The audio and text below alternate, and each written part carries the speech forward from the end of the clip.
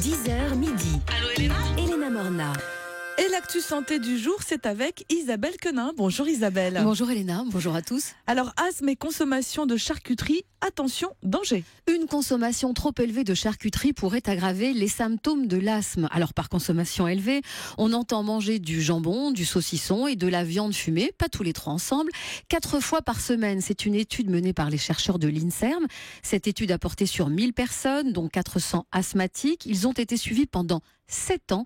Et à l'issue de cette étude, le constat est sans appel. Ceux qui mangeaient le plus de charcuterie avaient 76% de risque de plus de développer ou d'aggraver des symptômes asthmatiques. En cause, les nitrites que l'on utilise couramment en charcuterie pour conserver les produits. Ce sont les nitrites qui donnent en plus au jambon sa jolie couleur rose. Alors, au final, quelles sont les recommandations de l'INSERM ? J'ai posé la question à Zenli, responsable de l'étude. Nous recommandons à tout le monde de réduire la consommation de la charcuterie maximum, pas seulement pour avoir une meilleure santé respiratoire, mais aussi pour prévenir d'autres maladies comme les cancers, les maladies cardiovasculaires et pour les patients asthmatiques, réduire la consommation de la charcuterie, ça réduire l'aggravation des symptômes de l'asthme comme la crise dans la journée et dans la nuit et aussi le sifflement.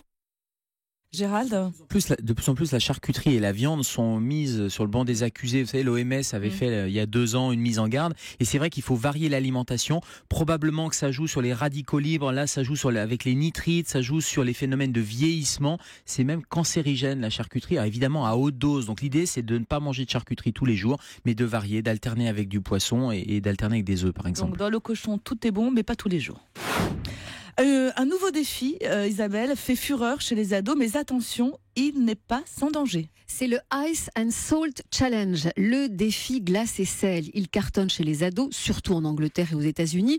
Le principe est simple, le principe il est tout bête. Il s'agit de se filmer pendant que l'on met du sel sur sa peau, généralement sur le bras, sur le poignet. Puis on va appliquer sur le sel, on va appliquer un glaçon. Et puis on essaie de tenir le plus longtemps possible. Pas sans risque quand on sait que le mélange sel plus glace fait descendre la température à moins 20 degrés. Et comme la glace est anesthésiante, ils ne se rendent absolument pas compte qu'ils sont en train de se brûler, parfois jusqu'au 2e degré. Et certaines brûlures ont des conséquences irréversibles. Alors attention, ice and salt, c'est dangereux. Le chiffre du jour, 340. Oui, comme J'ai les tout bon. 340 jours que l'astronaute Scott Kelly a passé dans l'espace l'année dernière. Il a en cela précédé bien sûr Thomas Pesquet. Et si on en parle ce matin, c'est que Scott Kelly a un frère jumeau qui lui est resté sur Terre. Et qu'au retour de mission de Scott, on a pu comparer l'impact de l'espace sur l'organisme et sur l'ADN. Il y avait le jumeau voyageur et le jumeau témoin. Résultat, l'ADN de Scott a été modifié pendant son voyage dans les étoiles. Ses chromosomes sont désormais plus longs que ceux de son frère.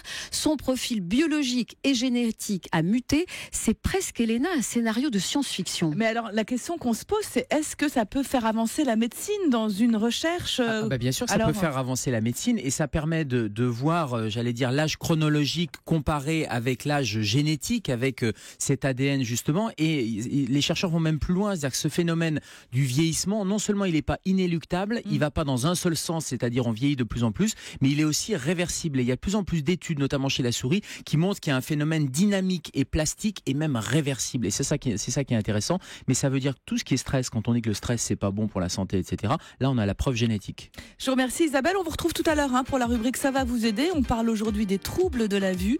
Quels sont les vôtres ? Quels sont les traitements ou corrections adaptés ? Quelles sont les pathologies qu'il faut détecter et soigner rapidement ? 39 21 pour vos questions. À tout de suite.